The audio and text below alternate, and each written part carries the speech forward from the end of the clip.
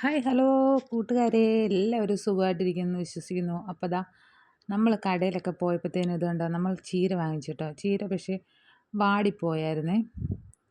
വെള്ളമൊക്കെ നനച്ച് നല്ല ഫ്രഷായിട്ട് കണ്ടപ്പോഴാണ് ഞാൻ വാങ്ങിച്ചത്. പക്ഷേ വീട്ടിൽ വന്നപ്പോഴത്തേനും ഇത് കണ്ടോ വാടി ഇങ്ങനെ അതിൻ്റെ തണ്ടൊക്കെ ഒടിയാറായി കിടക്കുന്നേ. അപ്പം ഞാൻ എന്ത് ചെയ്തെന്ന് വെച്ച് കഴിഞ്ഞാൽ അതിൻ്റെ കൊള്ളുകേലാത്ത ഇലയെല്ലാം കൂടെ നുള്ളിക്കളഞ്ഞിട്ട് ബാക്കി അതിൻ്റെ അടിയിലത്തെ തണ്ട് ഇച്ചിരി കട്ടിയായിട്ടുണ്ടാവും കേട്ടോ. ആ കട്ടിയുള്ള തണ്ട് എടുക്കൂല കേട്ടോ, കുറച്ച് ഒടിച്ച് കളഞ്ഞിട്ട് ബാക്കി ഭാഗം മാത്രമേ എടുക്കുകയുള്ളേ.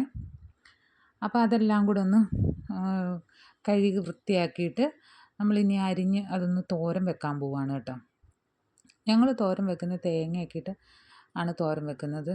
തേങ്ങ ഇടാതൊക്കെ ആൾക്കാർ തോരൻ വെക്കാറുണ്ട് കേട്ടോ. അപ്പോൾ ഞാൻ എൻ്റെ ചീരയൊക്കെ കഴുകി റെഡിയാക്കിയിട്ടുണ്ട്. ഇനി പയറൊക്കെ എടുത്തൊന്ന് സെറ്റാക്കി വെക്കണം കേട്ടോ. അപ്പോൾ നമ്മൾ ഒരു 2 ദിവസത്തേക്കുള്ള കറിക്കൊക്കെ ഉള്ള സാധനങ്ങൾ വാങ്ങിക്കുമ്പോൾ ഇങ്ങനെ എല്ലാം സെറ്റാക്കി വെക്കുവേ.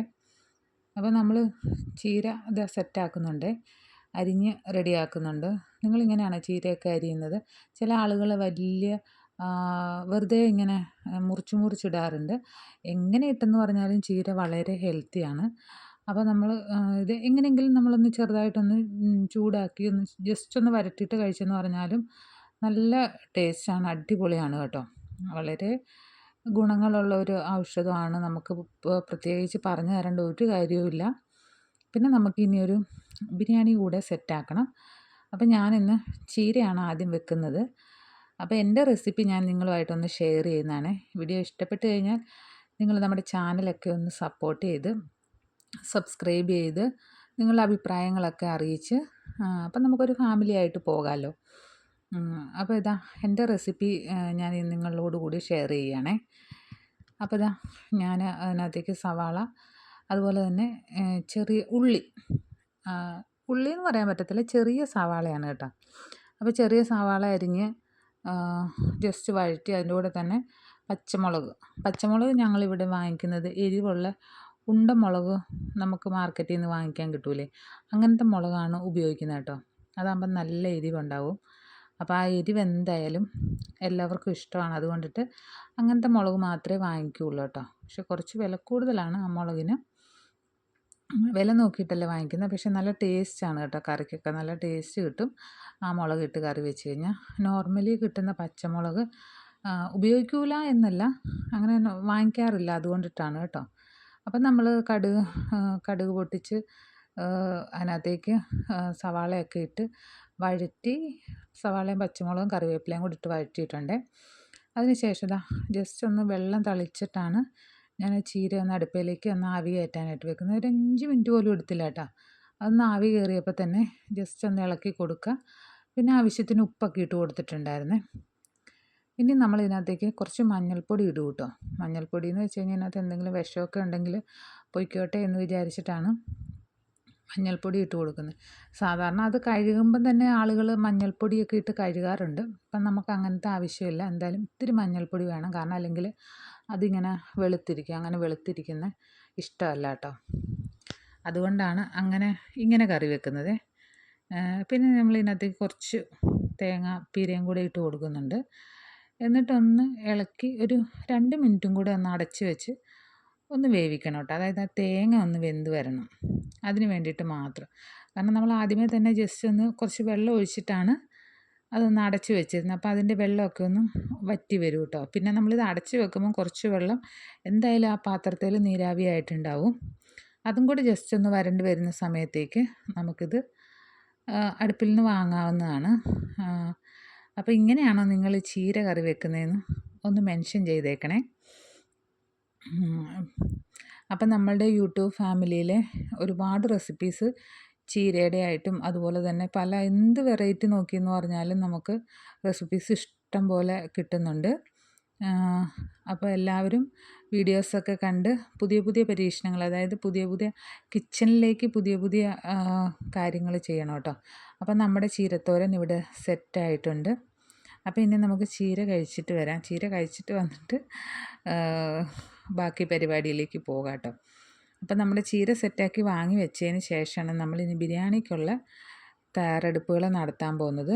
അപ്പോൾ നമ്മൾ ചിക്കനെല്ലാം കഴുകി സെറ്റാക്കി ആദ്യമേ തന്നെ വെച്ചിട്ടുണ്ട് കേട്ടോ.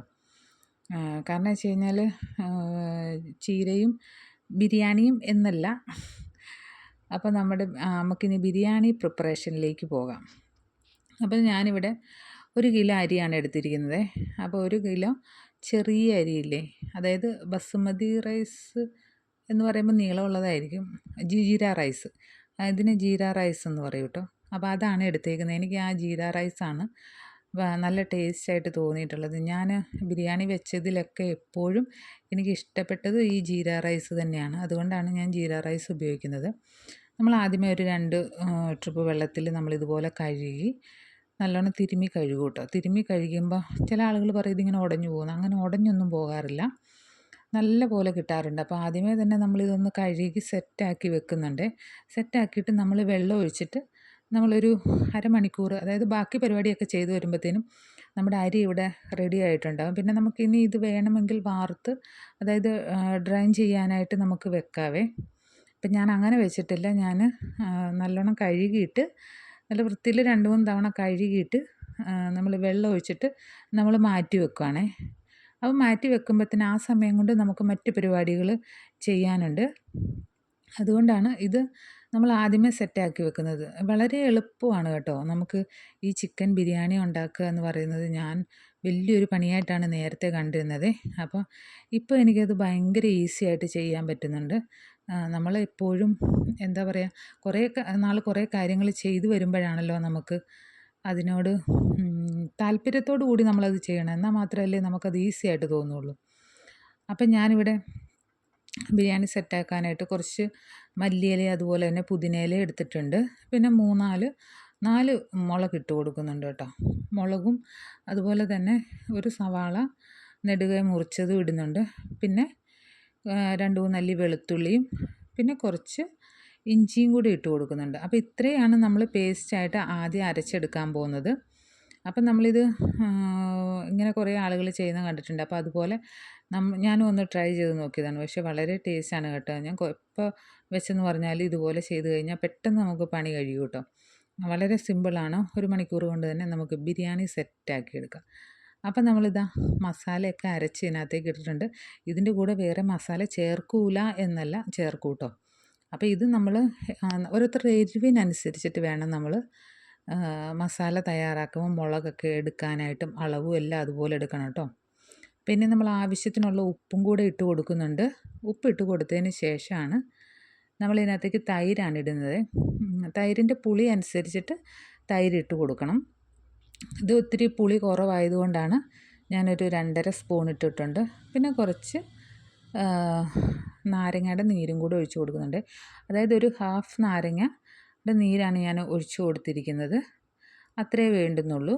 പിന്നെ നമ്മളിതിനകത്തേക്ക് കുറച്ച് മഞ്ഞൾപ്പൊടിയും അതുപോലെ തന്നെ കുറച്ച് മുളക് പൊടിയും പിന്നെ നമ്മൾ മല്ലിപ്പൊടിയും പിന്നെ കുറച്ച് മസാലപ്പൊടിയും കൂടെ, അതായത് ബിരിയാണി മസാലപ്പൊടി വേണേൽ അങ്ങനെ ഇടാം, അല്ല നോർമൽ നമ്മുടെ മസാല വേണമെങ്കിൽ അങ്ങനെ ഇടാം കേട്ടോ.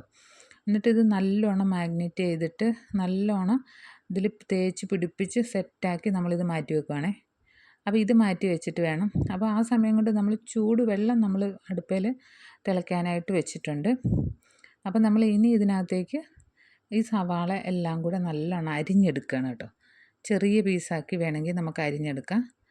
അപ്പോൾ ചെറിയ പീസാക്കി അരിഞ്ഞെടുക്കുമ്പം പെട്ടെന്ന് വഴന്ന് വരുവേ. അപ്പോൾ നമ്മളൊരു തക്കാളി എടുത്തിട്ടുണ്ട്, അതുപോലെ തന്നെ ഒരു പച്ചമുളകും എടുത്തിട്ടുണ്ട്. ഇനി നമ്മളൊരു ചട്ടി അടുപ്പിലേക്ക് വെച്ചിട്ട് ആവശ്യത്തിന് എണ്ണയോ അതുപോലെ തന്നെ നെയ്യോ ഒഴിച്ച് കൊടുക്കാം. വേണമെങ്കിൽ രണ്ടും കൂടെ മിക്സ് ചെയ്ത് ഒഴിച്ച് കൊടുത്താലും ഭയങ്കര ടേസ്റ്റാണ് കേട്ടോ. അപ്പോൾ ഈ ജീര റൈസിനകത്ത് നമ്മൾ നെയ്ച്ചോറൊക്കെ ഉണ്ടാക്കുമ്പോൾ ഭയങ്കര ടേസ്റ്റിൽ കിട്ടുന്നത് എന്താണെന്ന് വെച്ചാൽ ആ റൈസിന് നല്ലൊരു സ്മെല്ല് കിട്ടുന്നുണ്ട് കേട്ടോ. അതായത് റൈസിന് നല്ലൊരു സ്മെല്ലും ഉണ്ട്, അതുപോലെ തന്നെ ഭയങ്കര ടേസ്റ്റുമാണ്. അപ്പം നമ്മുടെ മസാലയെല്ലാം ഇവിടെ റെഡി ആക്കിയിട്ടുണ്ട്. അപ്പോൾ ഇതെല്ലാം ഒന്ന് വഴന്ന് വന്നപ്പോഴത്തേനും നമ്മൾ അതിനകത്തേക്കും കൂടെ കുറച്ച് മഞ്ഞൾപ്പൊടി, മുളക് പൊടി, മല്ലിപ്പൊടി അതുപോലെ തന്നെ മസാലപ്പൊടി ഇത്രയും കൂടി ഇട്ട് കൊടുത്തിട്ടുണ്ടായിരുന്നു. ഇനി നമ്മൾ മാഗ്നേറ്റ് ചെയ്ത് വെച്ചിരിക്കുന്ന ചിക്കൻ ഇട്ടിട്ട് നമ്മളിതാ ആ പാത്രം കഴുകി മാത്രമാണ് നമ്മൾ അതിനകത്തേക്ക് വെള്ളം ഒഴിച്ചിരിക്കുന്നത്, വേറെ ഒന്നും ഒഴിച്ചിട്ടില്ല. ആ വെള്ളത്തിൽ കിടന്നിട്ട് നമ്മുടെ ചിക്കൻ നന്നായിട്ട് വെന്ത് വരട്ടെ. അധികം ഇളക്കി നമ്മളത് കുളമാക്കണ്ട. ആ സമയം കൊണ്ട് നമുക്ക് ഇനി ബിരിയാണിക്കുള്ള സലാഡ് റെഡിയാക്കണം. ഇതിനകത്ത് വേറെ ഒന്നുമില്ല. കുറച്ച് മുളകും, അതായത് എരിവിന് അനുസരിച്ചിട്ടുള്ള മുളകും കുറച്ച് സവാളയും നല്ലോണം ആദ്യമേ ഉപ്പിട്ട് തിരുമണം കേട്ടോ. ഉപ്പിട്ട് തിരുമ്മിയിട്ട് നമ്മളതിനകത്തേക്ക് നമ്മളുടെ തൈര് ആഡ് ചെയ്തിട്ട് നല്ലോണം ഒന്ന് ഇളക്കിയെടുക്കണം. വളരെ പെട്ടെന്ന് കഴിഞ്ഞില്ലേ. അപ്പോൾ എന്തൊക്കെ പരിപാടിയാണ് പെട്ടെന്ന് നമുക്ക് ചെയ്തു തീർക്കാൻ പറ്റിയത്. അപ്പം നമ്മളിവിടെ ചിക്കൻ വെന്തിട്ടുണ്ട്. അപ്പോൾ ചിക്കൻ വെന്ത് കഴിഞ്ഞപ്പോഴത്തേനും കണ്ടോ, അതിനകത്ത് കണ്ടോ എണ്ണയൊക്കെ തെളിഞ്ഞ് അതുപോലെ തന്നെ വെള്ളമൊക്കെ സെറ്റാക്കി വന്നിട്ട് നമ്മുടെ ചിക്കൻ അതുപോലെ വെന്തിട്ടുണ്ട്. പിന്നെ നമ്മളിതുപോലെ ഒരുപാട് ഇട്ടങ്ങ് ഇളക്കി ഇത് ഉടച്ച് കളയണ്ട കേട്ടോ. ഞാൻ ഈ ഒരു കയ്യിൽ വെച്ചിട്ട് ഇളക്കുന്നത് കാരണം ഞങ്ങളുടെ നാട്ടിൽ ഇതിന് തവി എന്നാണ് പറയുക കേട്ടോ. ചട്ടകം, തവി അങ്ങനെയൊക്കെ പറയും കേട്ടോ. ഓരോ നാട്ടിലും ഓരോ രീതിയാണ്. എറണാകുളത്തുകാരൊക്കെ ഇതിനെ കയ്യിലെന്ന് പറയും. ഇങ്ങനെ ഈ കുഴുവനുള്ള സാധനത്തിനെ കയ്യിലല്ല, ഇളക്കുന്ന സാധനത്തിനെ കയ്യിലെന്നൊക്കെ പറയും കേട്ടോ. ഇതിനെ അങ്ങനെ വേണമെങ്കിൽ വിളിക്കാം. അപ്പോൾ ഈ ഒരു തടിത്തവി വെച്ചിട്ടാണ് ഞാനിത് ഇളക്കുന്നത്. അപ്പോൾ ഇളക്കി സെറ്റാക്കി വെച്ചിട്ടുണ്ട്. അതിൻ്റെ കൂടെ നമ്മൾ ഈ റൈസ് ഇട്ട് കൊടുക്കുകയാണ്. അപ്പോൾ 1 കിലോ റൈസാണ്. അതനുസരിച്ചിട്ടുള്ള വെള്ളം മാത്രമേ ഒഴിച്ച് കൊടുക്കാവുള്ളൂ. ഒരുപാട് വെള്ളം ഒഴിച്ച് കുഴഞ്ഞു പോകരുത്. അപ്പോൾ നമ്മളൊരു 15 മിനിറ്റ് കഴിയുമ്പോഴത്തേനും ഒന്ന് നോക്കണം കേട്ടോ. എടുത്ത് നോക്കുമ്പോൾ ഇതുപോലെ കുഴഞ്ഞ് തന്നെ കിട്ടും. അപ്പോൾ വേണമെങ്കിൽ നമുക്ക് താത്ത് വെച്ച് കഴിഞ്ഞാൽ സെറ്റാണ്. പിന്നെ ഞാൻ എല്ലാം കൂടെ ഒന്ന് ഇളക്കി സെറ്റാക്കി വെച്ചിട്ട് ഒരു 2-3 മിനിറ്റും കൂടെ ഒന്നും കൂടെ വെച്ചിട്ടുണ്ടായിരുന്നു. അപ്പോൾ അങ്ങനെ വെച്ച് കഴിയുമ്പോഴത്തേനും നല്ല അടിപൊളി ഇങ്ങനെ നല്ലൊരു റൈസ് കിട്ടും കേട്ടോ. അടിപൊളി ടേസ്റ്റാണ്. എല്ലാവരും ഒന്ന് ട്രൈ ചെയ്ത് നോക്കണം കേട്ടോ. അപ്പോൾ നമ്മുടെ ബിരിയാണി ഇവിടെ സെറ്റായിട്ടുണ്ട്. ഇതിൻ്റെ കൂടെ നമ്മൾ സലാഡും അതുപോലെ തന്നെ നാരങ്ങ അച്ചാറുമാണ് നമ്മൾ സെറ്റാക്കിയിരിക്കുന്നത്. അപ്പോൾ എൻ്റെ ഇന്നത്തെ വീഡിയോ ഇത്രയേ ഉള്ളൂ. അപ്പോൾ വീഡിയോ ഇഷ്ടപ്പെട്ട് കഴിഞ്ഞാൽ ചാനൽ സപ്പോർട്ട് ചെയ്യുക, കൂട്ടുകാർക്ക് ഷെയർ ചെയ്ത് കൊടുക്കുക. പുതിയൊരു വീഡിയോ